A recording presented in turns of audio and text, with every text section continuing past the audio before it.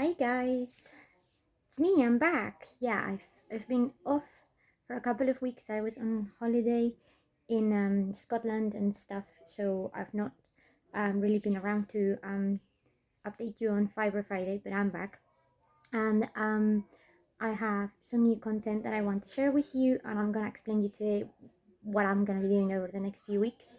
Just because we've explored many topics, but I sort of want to start breaking down some of the bigger topics into more digestible um, sessions, I guess, because particularly with symptoms and how fibromyalgia affects everyday life, I think we kind of talk about it and we sort of brush it off, and sometimes just the general quick descriptions don't do much. So I'm just hoping that if I go a bit more in depth about it, you would understand it a bit better. So today I am going to talk to you about fatigue and the type of chronic fatigue that we people with fibromyalgia have, and just in general what chronic fatigue means. Because a lot of people will go and tell you, you don't look tired, or I'm tired too, and it's like it's not that type of tiredness. I mean, it kind of is, but it's not, okay?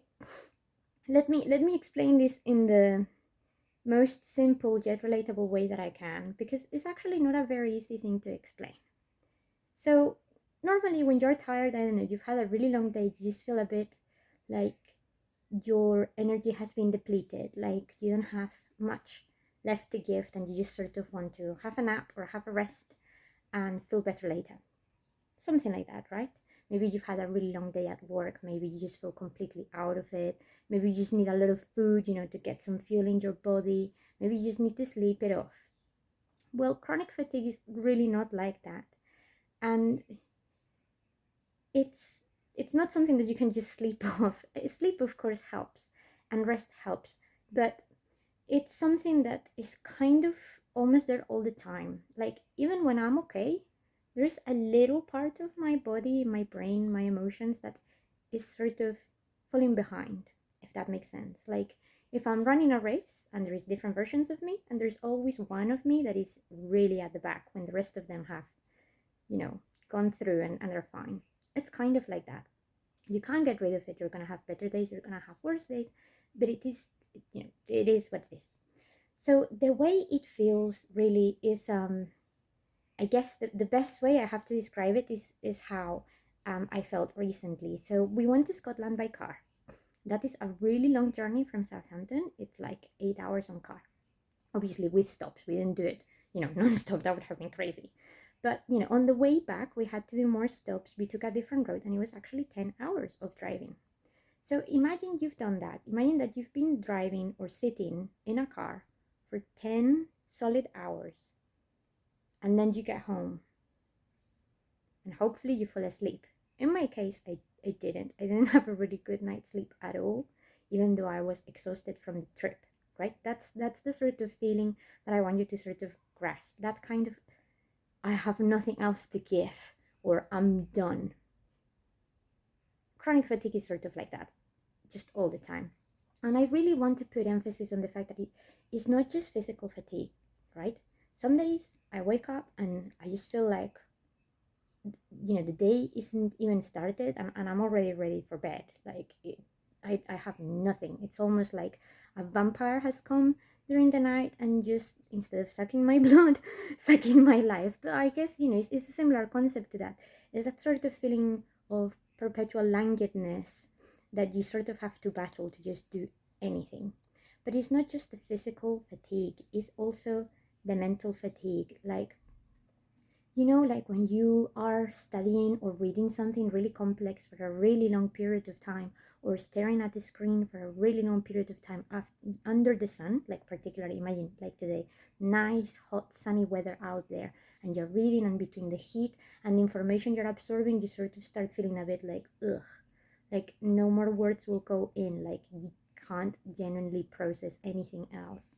That is how our chronic fatigue can feel at the same time than being completely dead from a physical point of view. And then you also have emotional fatigue. So you may be perfectly okay with physical activities, mental activities, but for whatever reason, whether you're overwhelmed, whether you're not feeling well, whether it's just a bad day, you just can't deal with people. And it doesn't matter, or other people's emotions, or even your own emotions. And it doesn't matter if you're an introvert, if you're an extrovert, if you like people, if you don't like people. Doesn't matter. Some days, the amount of energy that we have to empathize, sympathize, comprehend, understand, feel is just not there. It's not just apathy. Like, a lot of people think it's apathy, like you cannot take anything else on board. That's not it, because we still feel, we just can't express the feeling correctly, if that makes sense. Like, imagine that you feel super excited about something and it's amazing and it's the best thing ever, but when you have emotional fatigue, it may come across as yay, even though inside you're like screaming, raving, kids party, all the emotions running wild, and it's just like a yay, because at that moment in time, your brain, your body just can't actually put enough fuel behind it to transmit that emotion properly. Or the same, like, imagine someone is coming to you with a lot of information and like, oh, it's been a great day, and you're just there and you're sort of listening and you're trying to take it all in, and all you can do after that is just be like, cool. It's not that we don't care, it's not like you're being dismissive or anything like that. It's just the overwhelming feeling is not allowing us to do more, and all we can really do is just sort of try to use a word that is emphatic without really having the emphasis behind it. That is how, like, sort of very, very basically explain how our chronic fatigue works, and how it feels. So it's not like your tiredness. It may be similar to this one time when you were super tired. I don't know, you were working for 24 hours straight and then you felt that for the rest of the week. It's not like that. The closest thing that I can tell people that to relate to is a lot of people that have had COVID have developed some fatigue syndromes. It's like that. It's that sort of draining, constant draining of anything you do. It's the same of how you feel if you may have like the flu or some form of illness that really leaves you bedbound for a really long time. Even when you have one of those really nasty head colds that is just kind of like here in your face, and you're struggling to think or just breathe, and all you kind of just want to do is and just be, like, not even watch TV or read a book or be outside absorbing some sunshine, just be in a quiet room away from people. That is what chronic fatigue is like in all of its aspects. And it is, I know it may sound silly, but it is perhaps the most challenging aspect of fibromyalgia from a physical point of view, or at least that affects us on a day-to-day basis, because the pain you can sort of fight, or you may have medication or things like that, but fatigue, you really can't. There is no cure for it. There is nothing that you can take to make you less fatigued. Sure, there's things you can use to boost your energy, but on a bad day, you're not really going to be able to shift that. Sometimes even if you rest, like, imagine going to sleep every single day and waking up like feeling like you haven't slept at all. And imagine that every single day. You may have the comfiest mattress, the comfiest pillow. You may have actually gone to bed at 8 p.m. and you're not waking up until 8 a.m. 12 solid hours of sleep, and you just feel like it just went in a blink of an eye and you haven't got anything from it. That's literally our life, constantly. And there are good days, there are bad days, and of course, like I've shown in some of my previous videos, some things really help, but it is something that is hard to manage, and is perhaps one of the things that most people struggle with. So I guess one of the reasons why I'm really saying this is particularly because under the hot weather, it's very, very difficult to manage fatigue, just because obviously the constant sun exposure and just the heating actually kind of makes, the hot heat makes everyone a bit more sluggish.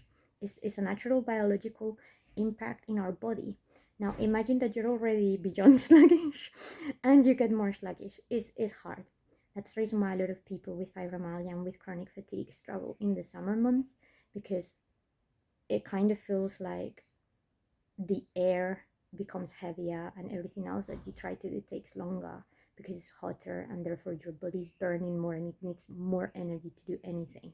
Think, breathe, move, whatever it is. So for those of you who are listening, just keep that in mind over the coming months, because it's a particular legit struggle, and it's not really easy to, I guess, salvage. All I can say is keep really, really hydrated, and keep your blood pressure and your sugar levels as high as possible without obviously driving yourself into hyperglycemia or hypertension or something like that. But that is something that will at least help you be balanced, and it will contribute towards your internal temperature to be a bit more regulated. But yeah, just drink loads, and don't just drink water, because sometimes when we drink too much water, like if you are constantly drinking just water, you're just cleansing your body.